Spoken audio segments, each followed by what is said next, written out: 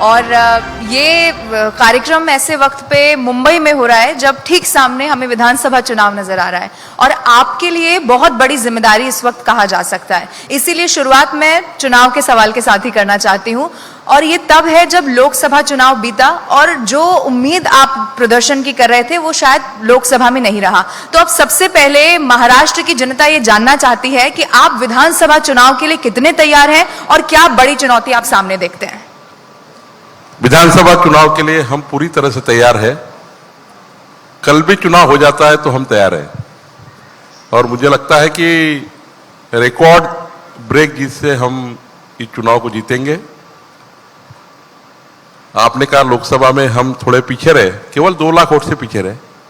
अगर हम पूरा चुनाव का आकलन करें तो 2,50,000 वोट महाविकास आघाड़ी को है, 2,48,000 वोट 2,48,00,000 वोट हमें है, 2,50,00,000 वोट उन्हें है। तो 2 लाख का फासला है। केवल 2 लाख वोट से हम कुछ सीटें कम रही हमारी, लेकिन निश्चित रूप से लोकसभा चुनाव में हम जो सीखे हैं उससे हम विधानसभा में निश्चित जीत हासिल करेंगे। चंद्रशेखर जी, क्योंकि आप ज़मीनी नेता हैं और कहते हैं कि ज़मीनी स्तर से जुड़े हुए एक कार्यकर्ता के तौर पर भी लगातार अपने खुद को आगे बढ़ाया है, देखा है, जनता की समस्याओं को बहुत करीबी से महसूस भी आप करते हैं। लेकिन इस बार आंकड़ों में विश्वास नजर आएगा या फिर अति विश्वास, क्योंकि चाहे संजय राउत हो या विपक्ष है वो खुले दम पर कह रहे हैं कि अति विश्वास ने नुकसान पहुंचाया, लेकिन जब सीएम पद का नाम आएगा या फिर सीट बंटवारे का जिक्र आएगा तब मालूम चलेगा कि बीजेपी नीति महायुति कितना सटीक अपनी सरकार चला पा रही है। पहले तो बात अति विश्वास की है।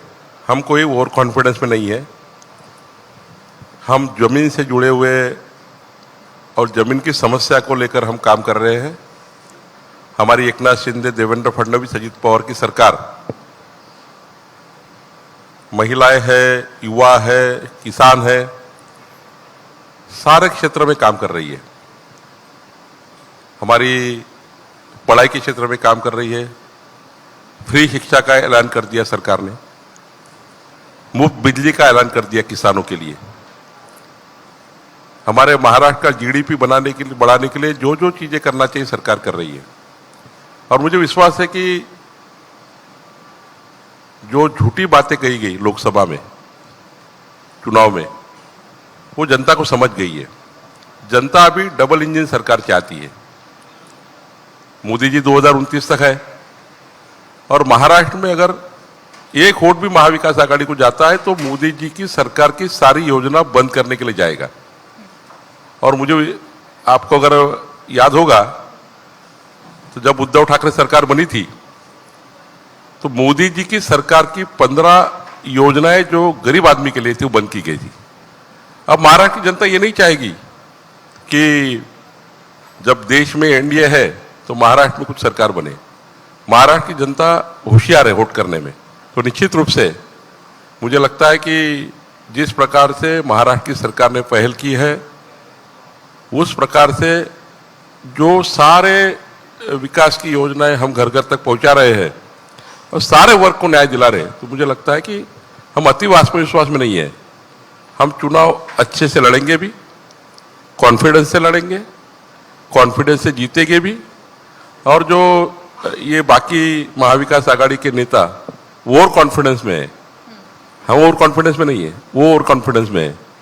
हम निश्चित रूप से समाज के आखिरी आदमी तक काम करेंगे और जीतेंगे।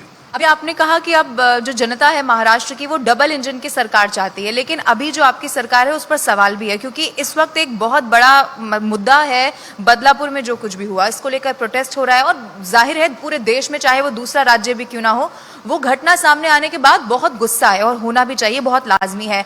आपको क्या लगता है ऐसे मुद्दों को लेकर या ऐसे इश्यूज को लेकर सरकार के पास क्या कोई ठोस प्लान आने वाले समय के लिए दिखाई पड़ता है? क्योंकि एक तो स्कूल, उसमें चूंकि अब शिक्षा पर भी सवाल है, वहां स्कूल में अभी कई सारी हालांकि जांच चल रही है, चाहे सीसीटीवी ना होना, उसको कैसे दुरुस्त किया जाए स्कूलों की व्यवस्था को, ये भी एक सरकार की ही जिम्मेदारी है। और दूसरा महिला सुरक्षा, कितना बड़ा आप इसे यहाँ पर कारण मानते हैं? आने वाले विधानसभा चुनाव में आप इसके लिए कितने तैयार हैं? देखिए, बदलापुर की घटना तो बहुत गंभीर और दुर्दैवी है। वो महाराष्ट्र में दोबारा नहीं होनी चाहिए और उस घटना की राजनीति करना भी बहुत गलत है। उस परिवार का भी सोचना चाहिए जिस परिवार को लेकर हम राजनीति कर रहे हैं।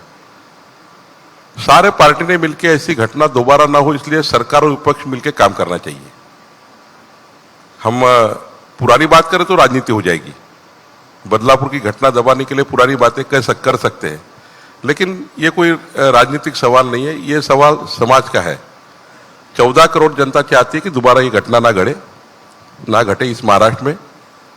और इस घटना को लेकर सरकार ने जिस प्रकार से काम करना चाहिए उस प्रकार से काम मुख्यमंत्री देवेंद्र जी, अजीत पवार ने किया है, लेकिन विपक्ष राजनीति कर रहा है।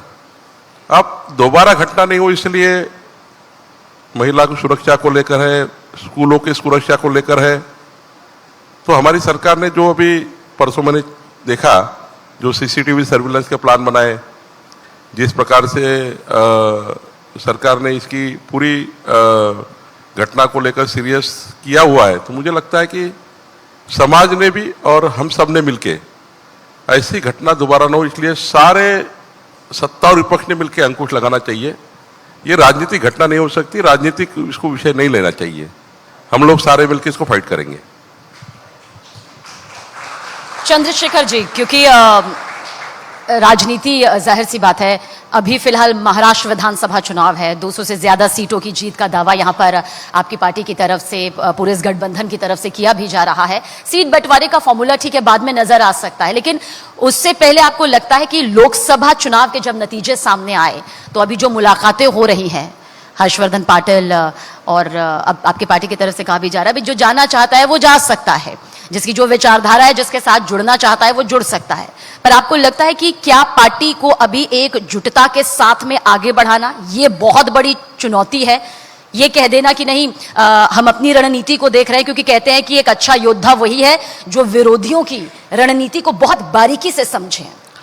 देखिए, पार्टी और पार्टी का संगठन हमारी परिवार है। हम जिस प्रकार से हमारे परिवार में माता जी को लेकर हम लोग जिस प्रकार से हमारे परिवार में मां होती है उस प्रकार से पार्टी होती है। और पार्टी में किसी को विधायक बनाने के लिए, किसी को सांसद बनाने के लिए हम चुनाव नहीं लड़ते हैं। पार्टी भी उसके लिए चलाते नहीं है, कोई विधायक बने कोई सांसद बने। लेकिन सरकार हमें चाहिए और सरकार समाज के हित का एक बहुत बड़ी चाबी होती है समाज के हित के लिए। और सरकार समाज के आखिरी आदमी के लिए न्याय देने का एक साधन होता है, किसी का साध्य नहीं है। मैं बार बार हमारे सारे नेताओं को विनती कर रहा हूं, उनको सभी को समझाने का प्रयास कर रहा हूं, एक विधायक बने ना बने, हमारी सरकार, मोदी जी की सरकार मिलकर महाराष्ट्र को क्रमांक 1 पर लाने के लिए हम क्या करें, इसलिए हमें सरकार चाहिए। तो हमें जहां पर अजीत दादा की सीटें हैं वहां पर हमारे 2019 में कुछ हमारे प्रमुख नेता चुनाव लड़े थे और वो हार गए थे। उसमें से कुछ नेता इस बार चुनाव लड़ने के लिए नहीं मिलेगा, इसलिए उन लोगों में कुछ थोड़ा सा असमंजस है।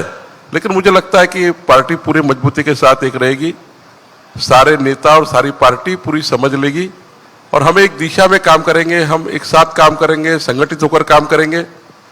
पार्टी भी संगठित रहेगी, लेकिन जहां जिसको रुकना ही नहीं है, चुनाव लड़ना ही है, ऐसे समय में हम प्रयास करने के बाद भी एक दो चार पांच जगह ऐसी स्थिति बनी है कि कुछ लोगों ने दूसरे गुट में पार्टी में प्रवेश किया है। लेकिन मुझे लगता है कि बहुत ज्यादा ऐसा नहीं होगा महाराष्ट्र में। अच्छा, क्योंकि अब बीजेपी का प्लान आपने चुनाव को लेकर बताया, क्या लगातार काम चल रहा है, लेकिन अभी मुख्यमंत्री एकनाथ शिंदे हमारे मंच पर यहाँ मौजूद थे, उनकी तरफ से कुछ योजनाओं का जिक्र किया गया जिसमें लाडकी बहन योजना उन्होंने बताया। आपको क्या लगता है वो कितनी फायदेमंद साबित हो रही है और खास तौर पर महिलाओं का जुड़ाव इस योजना के बाद आप कितना देख रहे हैं बीजेपी के साथ? देखिए, बहुत दिन से प्रयास था महाराष्ट्र में, इसका मूलतः मध्य प्रदेश के मुख्यमंत्री शिवराज सिंह चौहान जी ने इस योजना को शुरुआत की देश में। बाद में छत्तीसगढ़ में, असम में आपने देखा होगा बहुत सरकारों ने की, लेकिन यशस्वी रूप से पूरी तरह से योजना चली जहां भारतीय जनता पार्टी की सरकारें हैं। महाराष्ट्र में देवेंद्र जी, एकनाथ जी ने बहुत प्रयास किए इसके लिए शुरू करने के लिए, पहले ही शुरू होनी थी, लेकिन इसका एक अच्छा काम शुरू हुआ महाराष्ट्र में। और जिस प्रकार से हमारी बहनें रक्षाबंधन के दिन उनके अकाउंट में 3,000 रुपये गए। अब देखिए हमारे गरीब परिवारों में जब बहन भाई को राखी बांधती, रक्षाबंधन में जाती है, 500-1000 रुपये उसमें उसके हमारी थाली में भेंट देते हैं भाई। ये सरकार ने तो 18,000 रुपये साल की भेंट दी है रक्षाबंधन के दिन, 1 करोड़ महिलाओं को दी है, बहनों को दी है।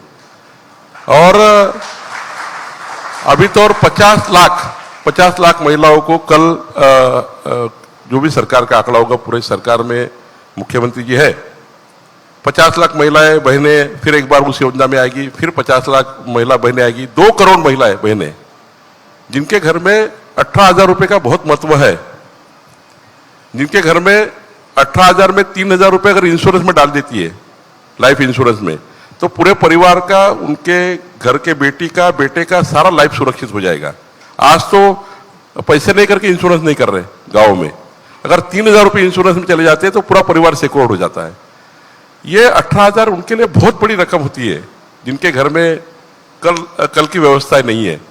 तो ऐसे में योजना को जिस प्रकार से सरकार ने लाया है, मैं सरकार का महाराष्ट्र की 14 करोड़ जनता की ओर से, वो मेरी पार्टी की सरकार है करके नहीं, लेकिन जिस प्रकार से लाया और जिस प्रकार से उन्होंने इस योजना को लेकर गए हैं, ये कोई भी सरकार होती तो इसका अभिनंदन ही होना चाहिए।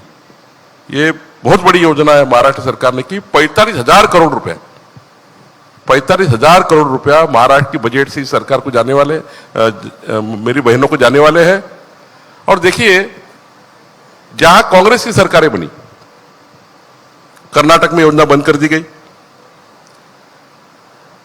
हिमाचल प्रदेश में योजना बंद कर दी गई, तेलंगाना में बंद कर दी गई, लेकिन जहां जहां भारतीय जनता पार्टी और यूपी की सरकारें हैं, एनडीए की सरकारें हैं, वह योजना चालू है। मैं विश्वास से कहता हूं महायुति की सरकार इसको आगे भी लेके जाएगी, आगे 5 साल भी लेके जाएगी।